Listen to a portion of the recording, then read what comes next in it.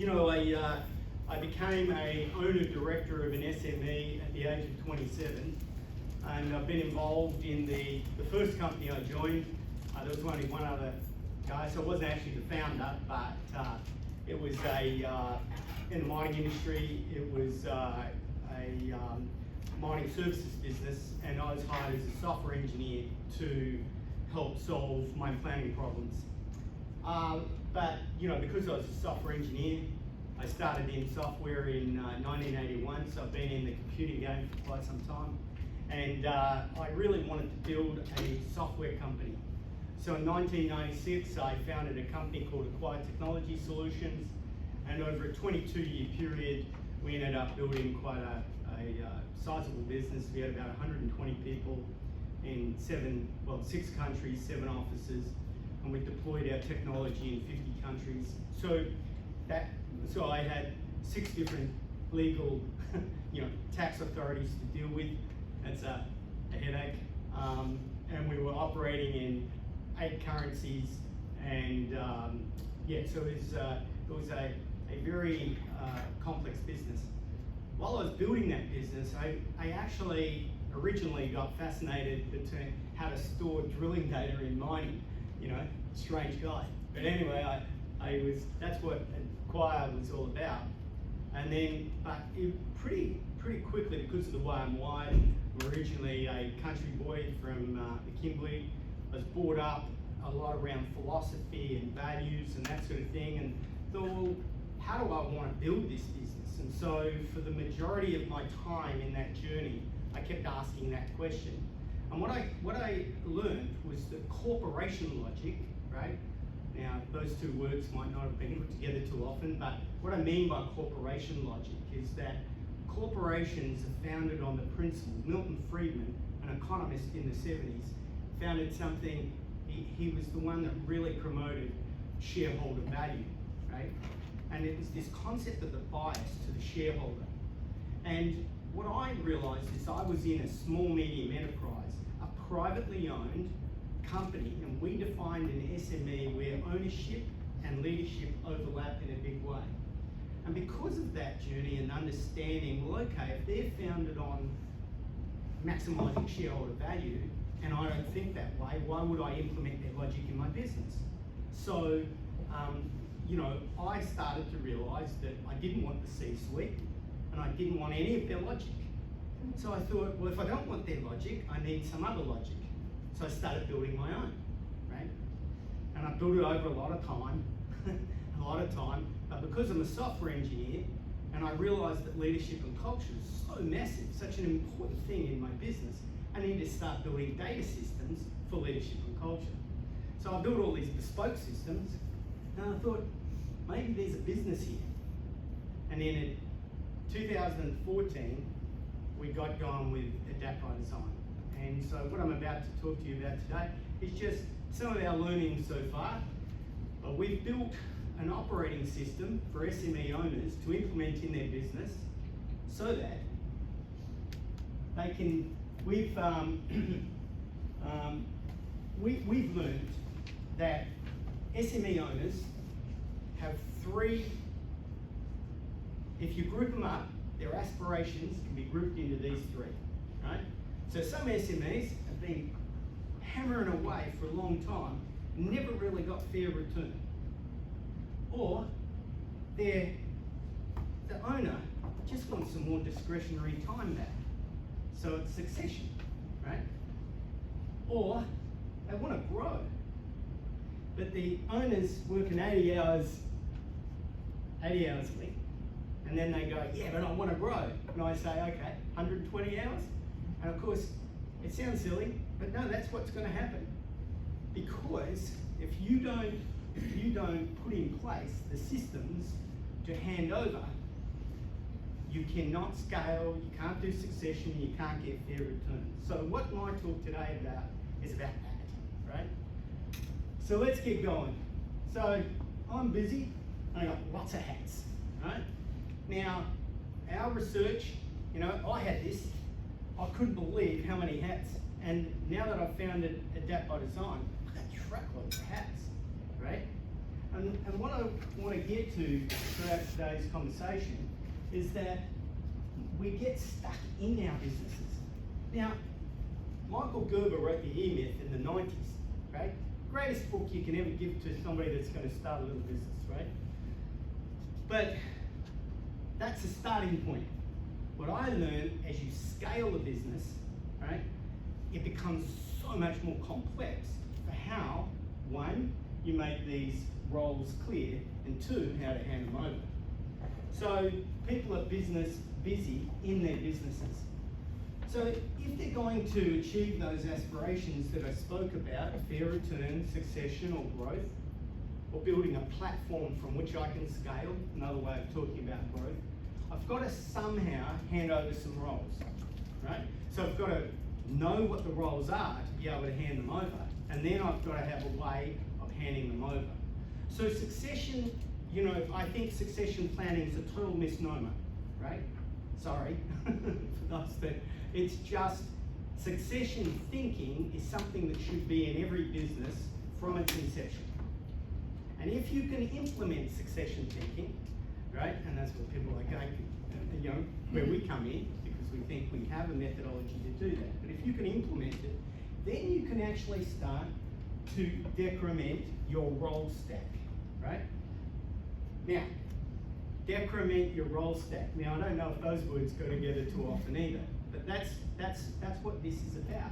And who here has had a general manager come in and it didn't work out? Has anybody got a business here that had a general manager come into their business? So put your hand up if you're an owner. Okay. Have you ever had a general manager, have you handed over to a general manager because you're tired, and then the general managers come in and it didn't seem to quite work out, right? Well, there's a few nods. Well, I'll tell you why, right? I'll tell you why. And it's not their fault, right? If you're going to say, I talk about use the adapt way to build the Success 5 way, right? I was talking to somebody from Success 5. Okay, so use the adapt way to build the Success 5 way. Well, if you build the Success 5 way, then you can hand it over to somebody. If you just go and employ a general manager from the outside, which way are they going to build? The imported way. And so then the founder's going, well, wait on, what are you doing? You can't do that. No, you made me general manager. You gave me the accountabilities to do this and the decision rights to do this. No, I don't want you doing that. Bingo. That's a problem. So what we've got to do is, before we hand over the business to an organisational leader level, maybe it's better to decrement some of our technician level roles so that we have time to do that properly. Right? Okay, so let's keep going. So hats, I've talked about hats. Well, hats are roles, roles are hats, right?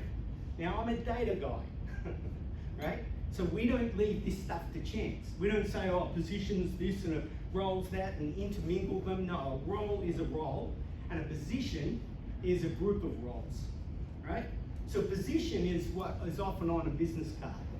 But we all know that if you're in an SME, well, I'll tell you my technician stack, right? I'm standing here today, right, as an SME advocate. I have a role in my business called SME advocate. I have another role, right? Other roles I have is to be a customer recruiter. Another role is to be a resilient business coach. 3 technician roles. How much of my work week do you think are in those? 2% or 98%? 98. Closer to 98, right? But I'm the founder. I'm the guy I'm the organizational leader. I'm the guy that's supposed to be setting the strategy for the next 10 years, and you're running around. How can you be a strategist and creative thinker if you're running around? So you've got to make time. So decrementing your roles is important. Now, what's in a role? There's other things that sit below this, capabilities, attributes, and those things. But what I really wanted to talk at the highest level, a role has accountabilities. Does anybody know, are you comfortable with that term, an accountability, right? I mean, I'm not going to get into that whole topic about responsibility and accountability, but let's just go. Accountability is how you break up to make sure things don't fall through the cracks in your business, right? So you don't get a delivery engineer selling, and you don't get the BD guy being the delivery engineer. That's an accountability, right? So you've got accountabilities and then you've got decision rights. Now imagine if you could code that into data in your business and it could move fast as your business changed. So that's what roles is about. So okay, we've got these accountabilities and decision rights. If I'm going to hand them over, it was mentioned earlier today, everything is about trust. So the most important commodity in any business to be able to grow or do succession or get fair return is trust. Does anybody, and feel free, have a swing. I mean, does anyone want to debate that point that trust would be important to hand over a role? How much then, why isn't it that the maximising the trust isn't a key principle in every business conversation? Now trust is, you've got trust with customers, you've got trust with internally, how you trust each other. So if you're gonna trust, so the SME owner wants to hand over this, they're gonna drop the ball? They're gonna drop the ball? Nah, I won't hand over yet. Right? So you've got to actually create the conditions for trust. So what we've done is we've unpacked the generic roles of an SME, right? And this is really important, and we've got a definition for each one of these roles. Now you're all going to receive an envelope with a set of cards, and I'm going to talk about the card game that you can play on the kitchen table. But the idea of this is to understand that these are three different natural hierarchy. This is the natural hierarchy of an SME. And if you conflate, now okay, that's let's go for a different word. If you get these and you put them in a blender and you hit the button, which is what every SME we go into does, not because there's anything, it's what I did. I didn't unpack my different roles. I was just Bill Withers. 1 minute I'd be doing a decision about the shareholders agreement, and then the next minute I was an organisational leader saying we've got to break into a new market, and then the next minute I've got somebody that wants to leave. I said, please don't leave. You know, that's a cultural leader, and then the next minute I've got to go and sell something, right? But if you can unpack this stack for yourself, right, you're starting to get some clarity. That's the first step in saying, okay, what are the accountabilities and decision rights across this stack, right? And then you start to realise that it's better to start handing over here than handing over here. So I've had people come to me and say, oh, I want to set up an employee ownership model. I go, okay, right? And they've got none of this clarity, right? I say, is that really the right place to start? You know, start handing over ownership. Really, maybe there's a different place you want to start this journey. Anyway, so that's understanding. And I want to just go through each one of these stacks, where the buck stops. So one of the reasons I have so much empathy for SME owners is because I believe it's the biggest and most respected form of leadership that somebody made something out of nothing. Now, why is it?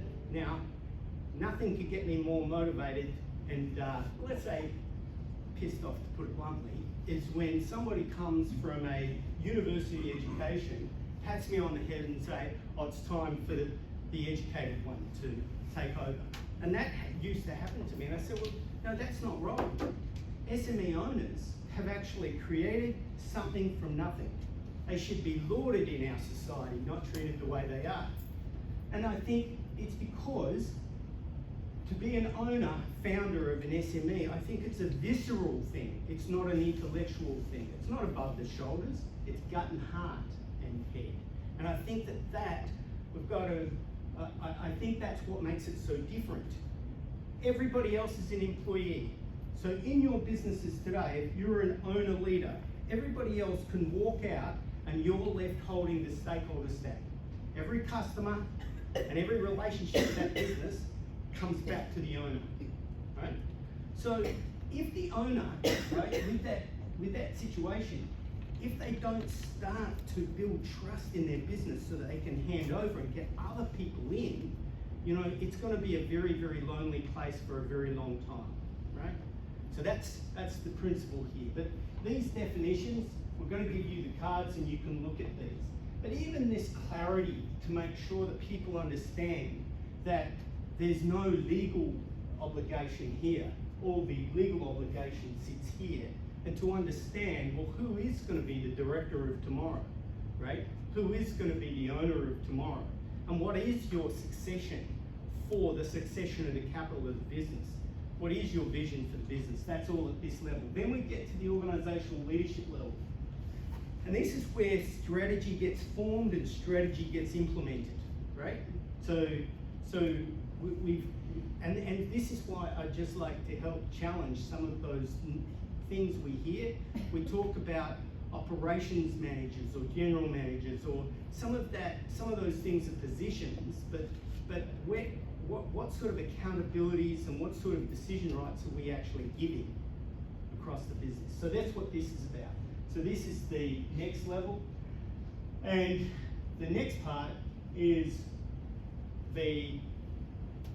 let's say this is the really getting the work done. So a function leader, now it depends on the dimension of your business. You know, if your business is smaller, you may not have function leaders, so you might just go to a team leader and technician level, right? But this standard stack works for every SME we've come across. So you can start to see that this is where you get the actual work done. So, you know, the business development functions, marketing functions, delivery functions, and customer support functions. This is where there's a group of people that are being led, and and in a larger SME, you may have a number of teams that sit in a function. So we've now unpacked the roles that are in an SME. So how do you build a strategy for handover, right? Because if you were able to code those and you know those roles in your business, how do you actually say, okay, now it's time to hand them over? Who's used the language, it's time for me to step out, or I'm not going to do that anymore, or, you know. So what I recommend to people is that you need to lean in to hand over, right? So it's actually an activity that takes energy and effort to hand over a role effectively. Now I'm going to pause it there and I'm going to ask some questions. What do you think that's so important? What are we handing over? Knowledge. Knowledge, but there was two things mentioned before. Trust. Well, the trust is required to do the handover, but what are we handing over? Decision rights and accountabilities. Decision rights and accountabilities. Now let me give you a tip about what I've seen a lot of. People say, oh yeah, I've handed it over.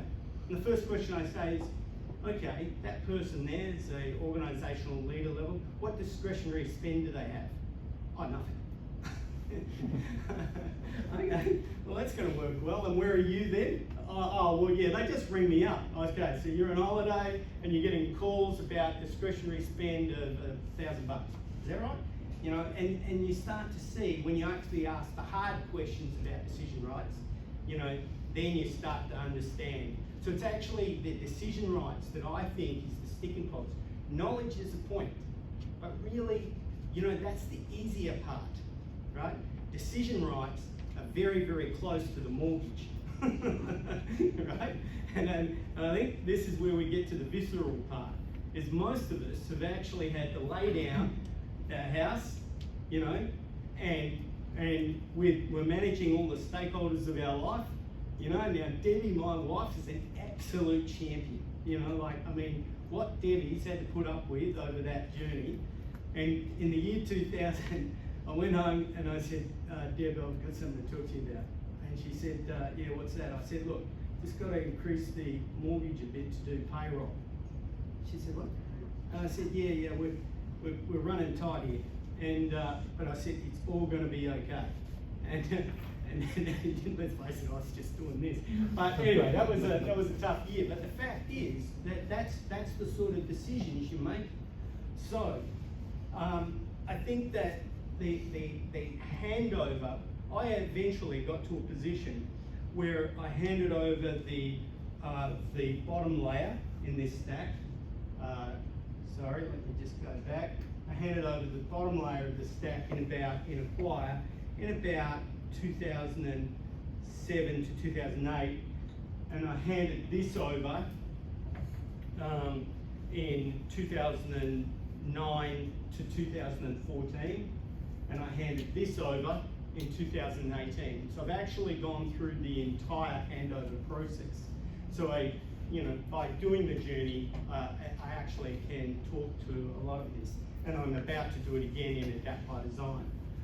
But anyway, let's keep going. So the handover strategy is I'll give you another simple. We have a model where we say you have a primary phase, a secondary phase, and a tertiary phase. You have a front line and you have a back line, and you have a transition learner and a transition mentor. And so if you can start to hand over roles with that logic, you can wedge out of a role and wedge in. So somebody's wedging in, somebody's wedging out. Now that concept gets away from leadership tenures, right? So the idea that somebody starts a role and somebody stops a role is a bit of a nonsense, really, because you can't. How are you doing the actual handover of decision rights, accountabilities, knowledge? Right? How are you doing it? So your methodology for how you hand over is so important, right? So anyway, let's keep going. So the strategies, 2 that I'll share today. Develop role clarity. Right? You're going to get some cards in a moment, and those cards will just begin the journey to the understanding of what roles do you have in your business that have all the decision rights and all the accountabilities. Trust. Okay, so this building of trust, this is really hard, and this is why Adapt has built an operating system for the development of leadership and the development of culture and the clarity and being able to measure it. So trust is, we have a guiding principle for ourselves called Build Healthy Culture, and it's about helping leaders make the move from intrinsic motivation to intrinsic motivation from extrinsic motivation. Now can somebody tell me what extrinsic and intrinsic motivation is? Give me an example of what an extrinsic motivation would be. You motivating me. What's that, sorry? You motivating me rather than self-motivation for your job. So that's the summary. So it's as simple as that. It's a more external coercive model. So the carrot and the stick is an extrinsic motivation model. It's the most popularized, very successful model, and it's been running for hundreds of years. We've got to try and displace that. So if people come to work because they want to be there, right? It's amazing what happens, right? And for the most part, the majority of the people in the businesses that we've run, where we make a serious commitment to that, they go to work because they want to be there, right? Now that means the leaders have to invest in it. The leaders need to say, okay, I'm going to provide some internal mobility here. I'm going to recognize that, life happens to people there and it's going to be tough, all those different things. So leadership and culture is essential to building trust. And notice that, we've got external trust with customers, and we've got, our internal trust. So, okay, you are going to all get a set of cards, and you're also going to receive an email where you'll get a PDF, and you can we've designed a little card game, and you can play the card game at home. So these cards are simply the stack, these with the definitions on the back of them, but you'll get the PDF as well. And so the intent of it is just to start the conversation about role clarity. Anyway, so with that, that's all I wanted to talk about, but I'd love some questions, and please don't be shy. Let's get into it. Everything's based on trust. Sometimes you have a good employer, good employer, and good employee, and trust is not an issue. And then you can have an employee or employer that doesn't entirely trust as an employee or trust an employer. How do you maintain trust? So, in our model, let's just talk about the way we do it. First of all, most of the problems around behaviour begin with the leaders. The SME owner is often the person that has the behaviour that requires the greatest work, right? Now, I know this from my own experience. So I sat through 3 fish bowls to crack me open and work out all my faults and problems. So a fish bowl is where all the leaders sat around a room and they told me what was wrong with me. But it was actually one of the most progressive, most brilliant things for my business, right? It actually, so it begins with the owner, leader, and then the organisational leadership team really owning up to their own behaviour, number one. Because at the end of the day, a fish rots it in the head. So this idea of we've got problems here, that's all it is. I mean, it starts here, we've got to start with these things, right? Number one. Number two is we spend a lot of money on financial management systems, CRMs, project management systems, how much we sell on cultural systems. So we've built that. So that's my pitch. We've built the cultural systems to actually make data and collect data in service of the business, in service of each individual in the business, so that we can move more towards the intrinsic motivation model. So how we do that, that's a longer conversation. But capturing people's motivations and how well we're delivering on them is a good way to go, right? But the behaviour of the leaders is where you begin the journey, right? Anything else? Just touching on what you've built there, is that something where, so say from our example, we're a young company but spent a few years sort of building up a team, sort of got a supervisor in place, and then we've lost a few workers, including them. So you're sort of starting from scratch again. Well, maybe not scratch, but a couple of steps forward, one step back sort of thing.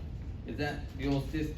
Like, we're trying to build a culture and we're trying to build people that know what they're doing and that sort of stuff. Is that sort of what your program helps with? What I'm saying is that churn kills businesses. Churn is actually a bit of a problem about, did we build enough trust? Why did they leave? Why did we have to exit somebody? All those different things. And that churn is actually, if you take this sort of mindset into your business and these sort of systems into the business, I can guarantee you reduce churn, and then you can start to get clarity of the guidance system for the organisation, and then you can recruit to that guidance system. And so when I sold Acquire, the average tenure of the leadership team was 14 years, the average tenure of the team leaders was 9 years, and the average tenure of over 100 people was 7.6 years. Now I know that. So why do I know that data? Because with data people, and that matters. That metric mattered more to me than see, the funny thing about this is that money is an outcome. Profitability is an outcome. It's not an objective. So focusing on this stuff and making sure I had excellent people in my business and I could become an employer of choice meant that you get the outcome of profitability. And obviously with that churn, there's a cost to the business in that churn, getting it wrong from a cultural perspective, people coming in and then exiting, without that 14-year model service, whatever a better way to put it, or a reasonable tenure within the business is a massive cost, culturally and financially. Absolutely, and in actual fact, we used to measure that. So in my head, I had a intellectual property balance sheet, right? And I can almost go, you almost see tears running down my face. I say, can't lose that person, can't lose that person. But the costs, for our technology, we would spend $70,000 per student. We'd fly them in from around the world. We'd use the 90-day period of immigration, so they could come in for 90 days. We would train them, then we'd send them back into country. If we had a failed hire, it was $200K. We just couldn't afford it. And when you start doing that, you start going, and the other thing is, when we were employing people in Brazil and South Africa, and well, I'm not going to be in the office every day. How do you actually then systematize culture so that it can actually be in different geographies where you're not going to be? All these different things. And Bill, one of the things that sort of hangs, on the top of some part of the framework, and comments on where you see looking at the business's purpose and why, looking at hiring the right people and in that the values etc. to reduce the churn, so the right people in the right roles and on the right work. This sort of framework, but the principle of why really comes into why people want to come into your organisation. It's been selling the vision, and so how does that play what your? Well, you're absolutely right. So I did it fast, but I talked about the guidance system for the organisation. And the guidance system for the organisation gets down to a vision and purpose. So the vision of the people that are currently in Adapt by Design, you could go and interview every one of them, and they know very clearly what our vision is and what our purpose is, right? And like my vision is to implement our operating system in 10,000 SMEs so that I can raise the water level of trust across Australia.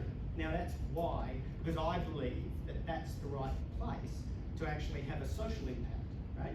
Now everybody in the business knows that.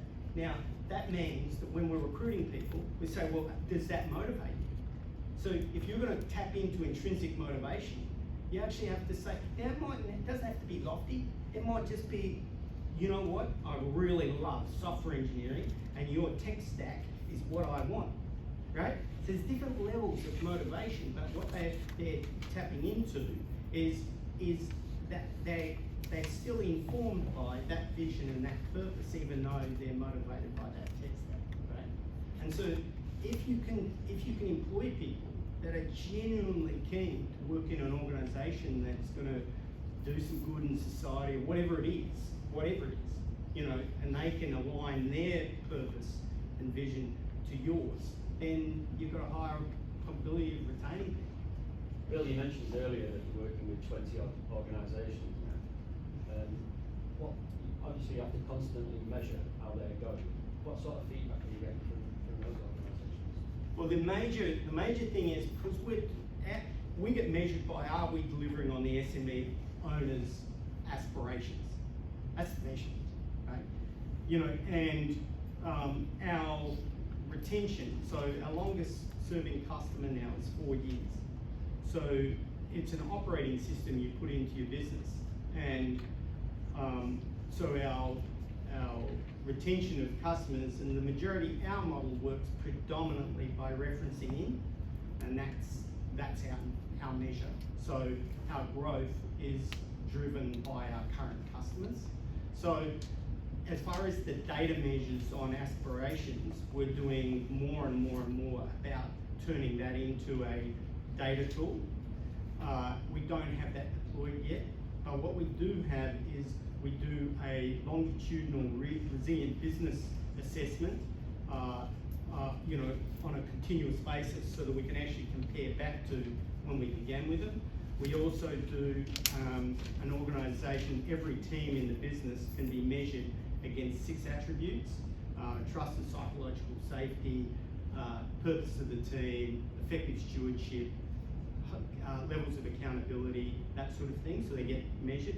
So everything that we do is about being able to measure it on a longitudinal basis, so that you can actually prove and then show that data, not only to the organiser. I've spoken a lot about the SME owner leader, but to be frank with you, often the people that make the big change are the next generation of leaders. They're the ones that are not owners now, but they're the ones that have a lot of energy and often influence the owner into a new direction. So I didn't speak to that too much, but that's a very important point.